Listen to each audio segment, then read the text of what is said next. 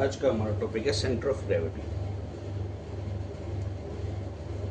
Centre of gravity, centre of gravity वो point होता है where the centre of gravity is the point, centre of gravity is the point where total weight, जहाँ पर सारा wait लगता हो, total weight acts, उसे कहते हैं सेंटर ऑफ ग्रेविटी। और कोई भी बॉडी जो सेंटर ऑफ ग्रेविटी पे होती है तो वो होती है बैलेंस्ड, वो होती है बैलेंस्ड। फाइंड आउट कैसे करते हैं? मान लीजिए कुछ शेप्स होती है हमारे पास, स्क्वायर है, रेक्टेंगल है, ट्रायंगल है, सर्कल है, सेमी सर्कल है, तो इनका सेंटर ऑफ ग्रेविटी कहाँ लाई करता है? स्क्वायर के केस में सेंटर ऑफ ग्रेविटी लाई करता है a/2, a/2। रेक्टेंगल के केस में लाई करता है, मान लो ये होगा h/3 और बेस मान लो b है, तो b/2 और h/3। ट्रायंगल के केस में, ट्रायंगल, रेक्टेंगल के केस में, मान लीजिए ये L है, ये B है, तो L/2 पे और B/2 पे। सर्कल के केस में रेडियस R पे, और सेमी सर्कल के केस में R/2 और 4R/3 पाई पे, ये रेडियस आई करेगा। ठीक है, सेंटर ऑफ ग्रेविटी वो पॉइंट होता है जहाँ पे कोई भी बॉडी अपना बैलेंस फॉर्म में होती है। स्क्वायर के केस में हमने देख लिया सेंटर ऑफ ग्रेविटी, रेक्टेंगल के केस में देख लिया, ट्रायंगल के केस में देख लिया, सर्कल के केस में देख लिया और सेमी सर्कल के केस में देख लिया। अगर इन जनरल हमें अगर कोई पूछे, इन जनरल अगर हमें पूछे A X area into X upon में एरिया, ये होगा सेंटर, ये कहलाएगा सेंटर। ठीक है, और वाई कोऑर्डिनेट पूछे तो वाई कोऑर्डिनेट होगा एरिया इंटू वाई अपॉन में एरिया, ये हो गए वाई कोऑर्डिनेट्स। कुछ क्वेश्चंस करके देख लेते हैं सेंटर ऑफ ग्रेविटी कैसे निकालते हैं। Question number first, find centre of gravity of rectangle 4x2 metres square का है। तो आंसर सेंटर ऑफ ग्रेविटी क्या हो जाएगा? एक्स की वैल्यू कितनी हो जाएगी? 2 मीटर, और वाई की वैल्यू कितनी हो जाएगी? 1 मीटर। क्वेश्चन 2, ट्रायंगल का अगर पूछ ले तो अगर मान लो उसकी हाइट दे रखी है 6 मीटर, तो सेंटर ऑफ ग्रेविटी हो जाएगा 1/3 इंटू 6 मीटर, तो ये हो जाएगा 2 मीटर फ्रॉम बेस। ठीक है, अगर मान लो एरिया दे रखा है, एक का 10, एक का दे रखा 2, एक का 20 और एक 5, तो इस केस में एक्स निकालेगी, कैसे निकालेगा? 10 into 2 plus 20 into 5 area into x, sum of area into x. ठीक है, अपॉन में एरिया कितना हुआ? 10 प्लस 20, तो एक्स की वैल्यू कितनी आ जाएगी हमारे पास? जैसे एक्स की वैल्यू आ जाएगी 20 प्लस 100/120, 30, ये वैल्यू आ जाएगी 4, तो ये वैल्यू कितनी आ जाएगी? 4। ठीक है, ये ऐसे निकालते हैं सेंटर ऑफ ग्रेविटी। पूछ ले centre of gravity of triangle पूछ ले तो 1/3 फ्रॉम द बेस। सर्कल का कितना सेंटर पे? R रेडियस पे। Centre of gravity of semi circle या तो R/2 या 4R/3 पाई पे। फॉर इक्विलिब्रियम, जो कोई भी बॉडी इक्विलिब्रियम में है तो वेट कहाँ पे एक्ट कर रहा होगा? सेंटर ऑफ ग्रेविटी पे। और एक क्वेश्चन हो रहा है, सेंटर ऑफ ग्रेविटी को अगर हम कम करेंगे, अगर हम सेंटर ऑफ ग्रेविटी को कम करेंगे तो स्टेबिलिटी क्या होगी? बढ़ेगी। स्टेबिलिटी सिस्टम की क्या बढ़ेगी? बढ़ जाएगी। Centre of gravity inversely proportional to होता है स्टेबिलिटी की। तो स्टेबिलिटी क्या होती है? Stability is directly inversely proportional to the centre of gravity, एक फार्मूला। ठीक है, ये हो गया हमारा टॉपिक सेंटर ऑफ ग्रेविटी। अब इसके बाद हम पढ़ लेते हैं लॉज ऑफ मोशन। इसके बाद हम देख लेते हैं लॉज ऑफ मोशन।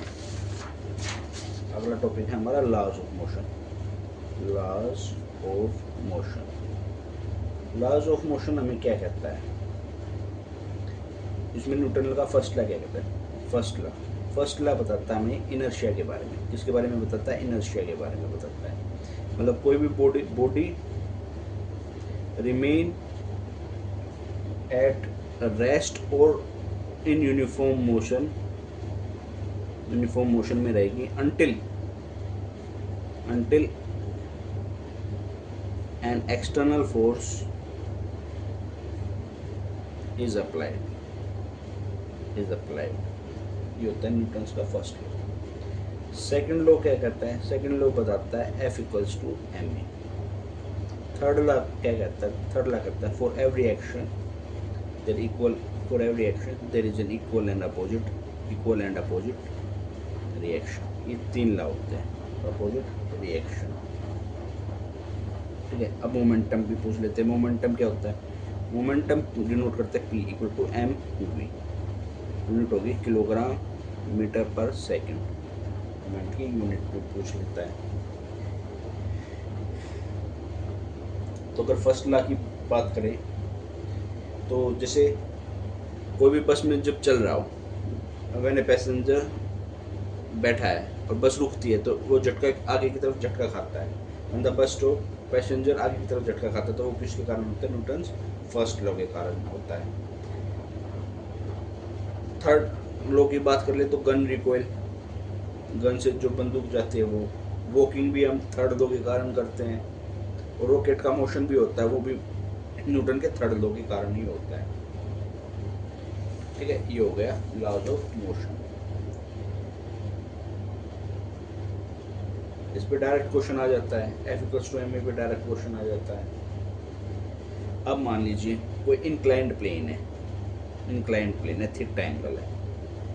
ठीक है, थीटा एंगल है, तो यहाँ F निकालना है, इस बॉडी पे F निकालना है, तो क्या होगा mg साइन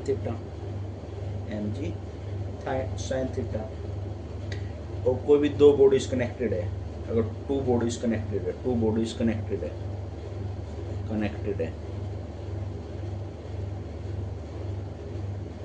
मान लीजिए एक का मास है m1 का मास है 2 किलोग्राम और m2 का मास है 3 किलोग्राम।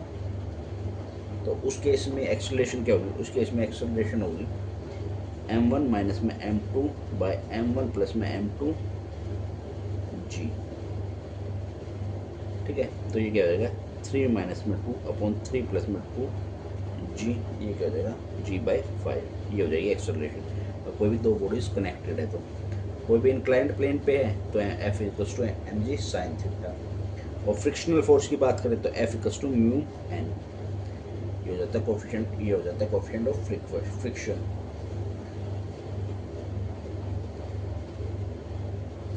ठीक है,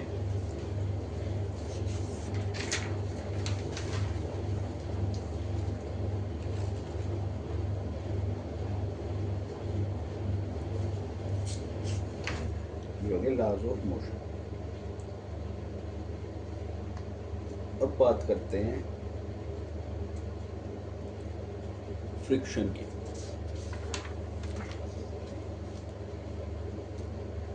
फ्रिक्शन टाइप्स क्या क्या होते हैं, स्टैटिक फ्रिक्शन, लिमिटिंग फ्रिक्शन और काइनेटिक फ्रिक्शन। तीसरा क्या होता है, काइनेटिक फ्रिक्शन।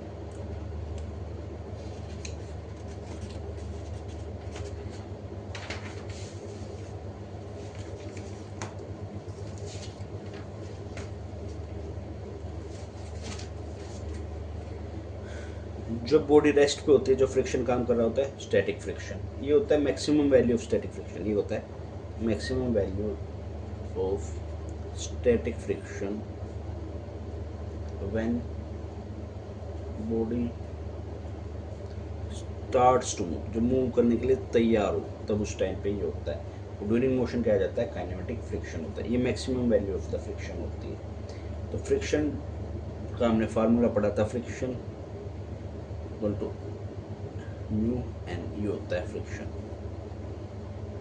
ये होता है mu is the coefficient of friction